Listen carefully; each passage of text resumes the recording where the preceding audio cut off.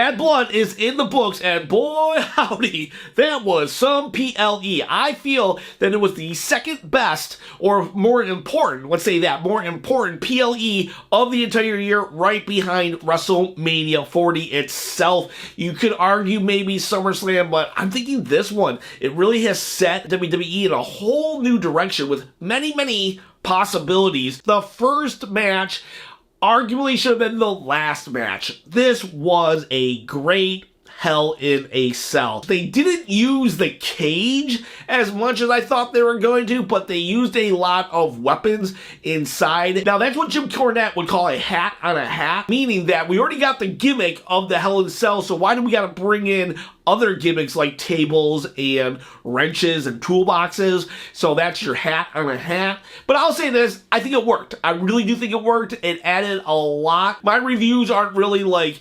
play-by-plays, but I will say that there were a decent amount of spots. You know, one time he suplexed him out of the ring into a table. That was like one of the first times in a long time that a table spot actually looked pretty vicious to me. When CM Punk used the toolbox to hit Drew McIntyre and he was just gushing blood. Oh man, his face was so red. It was crazy. There was one point when CM Punk is giving Drew the sharpshooter, and it was definitely giving off WrestleMania 13 vibes when Bret Hart was doing the sharpshooter to Stone Cold. Honestly, I was kind of thinking they were just going to do a complete repeat and Drew McIntyre was going to pass out. But he didn't, and the fight kept going. And the crazy thing about this match is that they're not even fighting for a title, but you can fight for this title by commenting below. All comments are entered into a drawing that once I hit 10,000 subscribers, I'm going to give the belt away so I can become a full-time YouTuber. That is my ultimate goal, so please comment below. I'm not going to dwell on it because there's so many Bad Blood videos that I got to get to, so comment below so I can become a full-time YouTuber and you can win a belt. Okay, so CM Punk bled too, and I was like, oh wow, CM Punk is bleeding, that's a good amount of blood. But then when Drew started bleeding, it was like, kush, kush, kush, kush. It was like, okay, dude. I was getting a little uncomfortable for a little bit, and it was funny because at one point the ref used a towel on Drew McIntyre to wipe some of the blood away, and then I guess he started bleeding again, or the wound opened up again later in the match, and there was one point when Drew McIntyre was coming at Punk and the ref tried to wipe the blood away again and Drew smacked it out of his hand. That was such a good visual. I don't think it was planned, but it was amazing stuff. One of my favorite spots was a callback to the dreaded bracelet that everybody seems to hate, which I actually thought was great for the story. He goes outside, he grabs a bag, you know, a pouch. I thought it was gonna be thumbtacks, and then he dumps it on CM Punk and it's just beads. Peak Drew McIntyre, troll Drew McIntyre. I think he's my favorite wrestler right now. I think he's my favorite current wrestler.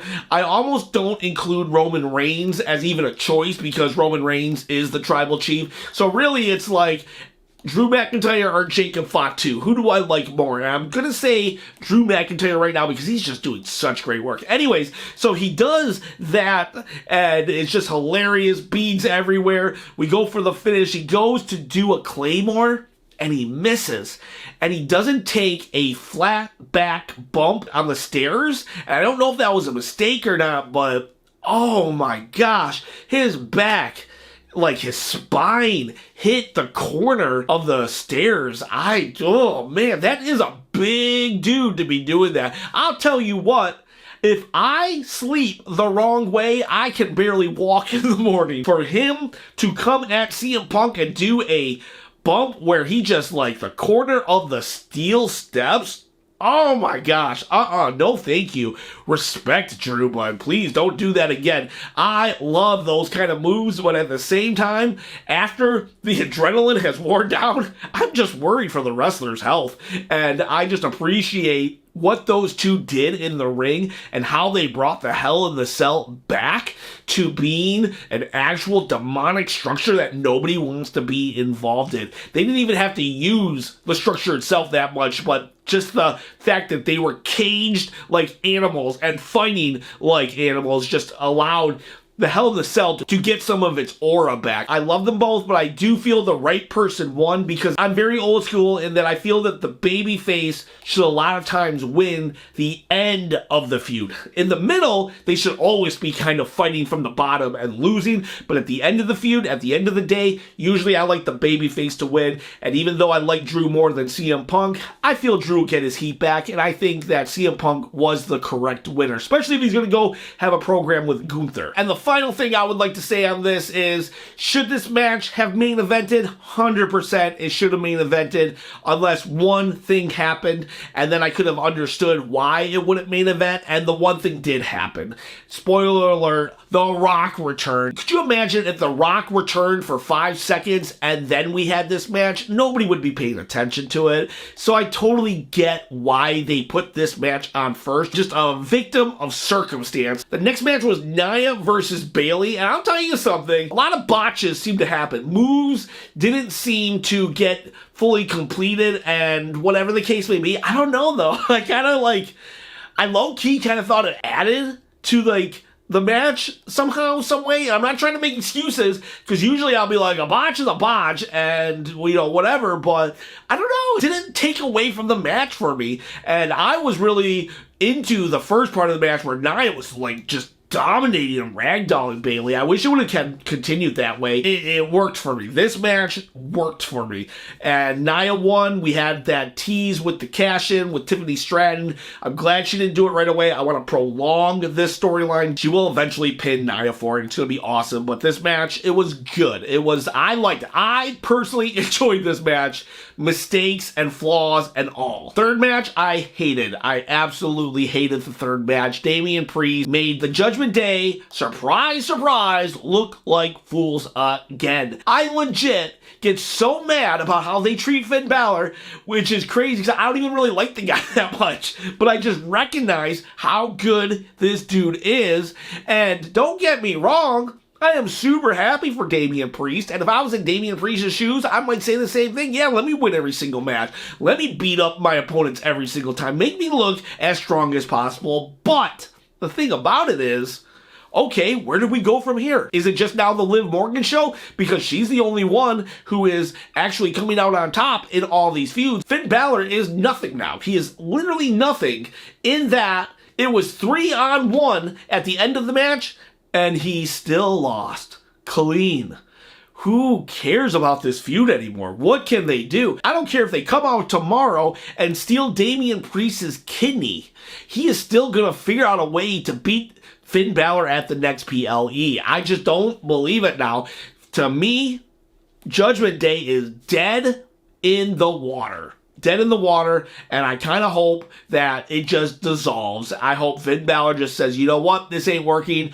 We're done. Dominic, Liv, and Raquel can go off on their own little island while everybody else just disperses, because Judgment Day, God, I'm just so sick of WWE teasing us with making Finn Balor great again just for this to happen. Ugh. And then we had a special announcement by Triple H where apparently Saudi Arabia has bought themselves a way to determine who is the best of the best. We're going to have every year now, each champion, men and women, fight each other at Crown Jewel, and the winner will hold the Crown Jewel commemorative belt, I guess.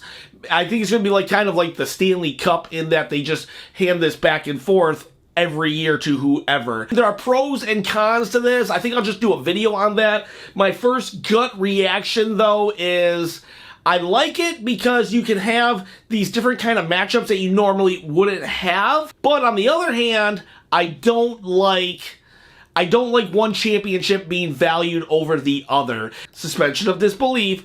I like to think of them both as equals. That was the major announcement, but then Gunther comes out. He makes fun of Goldberg some, and he had a great line saying, I hope you're a better father than you were a wrestler. And I laughed really hard. And I would be hard-pressed to believe that Goldberg is not a better dad than a wrestler, because he sucked as a wrestler. There, I said it, haha. Then Sami Zayn came out and Gunther and him brawled, and that sets up Monday Night Raw and their title match. I just hope, please God, let this be a win. way not to have Goldberg spear and beat Gunther. Oh, please don't let that happen.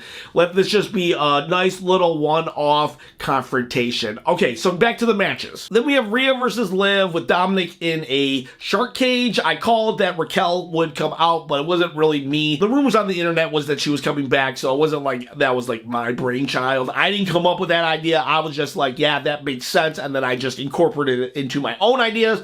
Regardless, this was a okay match. It was good. They had some really good spots, but the real story was Dominic Mysterio. And when he fell out of the cage, I was like, oh my God, I actually fell for it. And then he was a piñata. That was kind of cool. I do feel, though, that there was some kind of botch. It was a very messy ending. I don't know if Raquel came out late or if she came out early, but I feel that something happened. And if you even listen to Liv in the press conference, she said that she told Rhea that she would beat her by outsmarting her, but she didn't beat her. She actually lost by disqualification. I feel the ref had no choice because of how Raquel came out, that he had to disqualify her, and it was just a very sloppy ending, which kind of sucks because I feel like some people are starting to get a little tired of what's going on between the two, and people are starting to not believe that Rhea can't take care of Liv, even though the whole story is that Liv is scared of Rhea and is only going to be able to beat her by outsmarting her, which they have played out. I don't know. I think the ending of this one really took away from everything that happened. So I hope you guys don't think I'm a hypocrite in that I said the botches with the Nia Bayley match added to it, but the botch here didn't, because I feel it's all about the ending, and it created confusion and chaos at the end, the wrong kind of chaos, confusion. Probably more confusion than anything, which then just said, okay, I guess we're done now, when I feel that something else should have happened. But regardless, we have a DQ, and the story marches on. Now we have the main event, which arguably shouldn't have been the main event, but we already said why it's the main event, because The Rock returns. But he wasn't the only one that returned. Jimmy Uso returned as well. I have a reaction video, and I can't believe that I fell for it. I was like, who is that? He's wearing the same outfit, doing the same pose, doing the same everything, and I didn't recognize it was Jimmy Uso. I was super tired. I had worked all day. I was hungry. I was grumpy. I was sleepy. And so when I saw the masked person, no joke, at first I was like, is that a fan? I didn't say that on the video, but I was like, is that a fan? That's how out of it I was by the time that this PLE was running down. And then I was like, no, it must be Zilla Fatu. And then it's Jimmy, and I was like, yes, oh my God. I thought that was the big return, but I'm getting ahead of myself here. Roman and Cody, they coexisted. I don't really got much to say about it. It was an okay match. They did kind of like WrestleMania entrances with like big bands or real presentation. And I feel, though, I could totally see if he gets this, then I want that. In that Cody Rhodes got the Georgia Tech band to play for him, meaning Roman needed some kind of band to play for him too. And I bet behind the scenes, it's pretty tense between those two. I think that this is truly a fight for dominance to be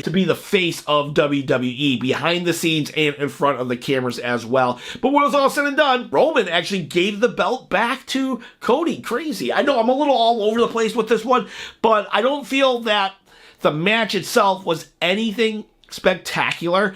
The only thing that really comes out of it is that Roman returned and Solo Sikoa took another loss. But the main stuff is the fact that Jimmy Uso, he returned, and when Jimmy Uso does return, you see Roman realizing that he's no longer an island unto himself, that he actually has a tribe still, and he was just like, you're still with me? He was probably the most shocked that he still had allies than anybody. So it was that was a really cool moment. And then after the match, we have a beatdown of Cody. Jimmy says to Roman, you gotta help him. Roman goes in and helps him, which completely 100% solidifies him as a babyface, hands Cody the title, and then The Rock returns. And The Rock is mad. He is mad that they're teaming up. And, well, he doesn't say why he's mad, but that's why he's mad. And if you go back 2 or 3 days before Bad Blood, I actually did a video saying this exact scenario, that The Rock is going to be mad, just like Kevin Owens would be mad at Cody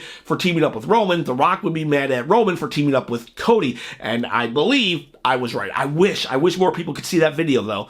Maybe that would help the channel blow up. But regardless, that's what happened.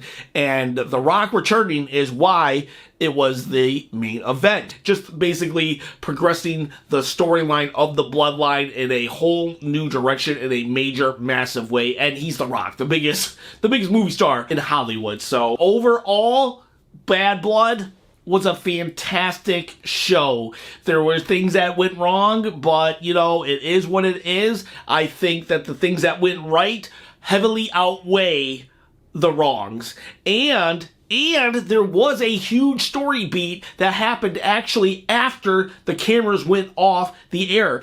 Kevin Owens attacked Cody Rhodes in the parking lot. And I am just dumbfounded by that. But that's not actually part of the PLE, and this is a PLE review. So I have the video either up there or up there. I don't know where it's at right now, but go check out that video. I did that like 2 hours after it actually happened yesterday. So you'll find out more about Kevin Owens' heel turn, not even filmed by WWE cameras. This is fan footage of Kevin Owens turning heel for WWE programming. Amazing stuff. Go check that out. And guys, girls, you have a great day.